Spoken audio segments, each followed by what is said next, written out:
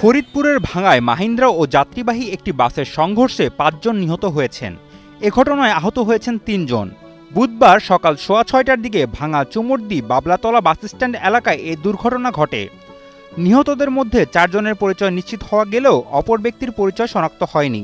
বর্তমানে আহতদের Faridpur medical college হাসপাতালে চিকিৎসা দেওয়া হচ্ছে।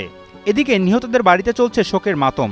টানা সপ্তমবারের মতো বেস্ট টিস্যু পেপার ব্র্যান্ড হিসেবে স্বীকৃতি পেয়েছে বসুন্ধরা টিস্যু। সকাল অনুমান 7 সময় ভাঙ্গা হতে ট্যাগেরহাট যাওয়ার পথে একটা মাহিন্দ্রার সঙ্গে ধাক্কা লাগে। ধাক্কায় ঘটনাস্থলে 4 জন মৃত্যুবরণ করেন এবং একজন হাসপাতালে আসার পরে মৃত্যুবরণ করেন।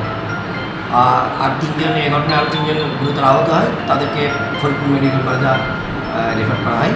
তারা সেখানে চিকিৎসাধীন অবস্থায় আছে। আর অজ্ঞাতনামা বাসটি আমরা অনুসন্ধান করতেছি। বাসের নাম ঠিকানা যাচাই করে বাসটা আটক করার জন্য অভিযান অব্যাহত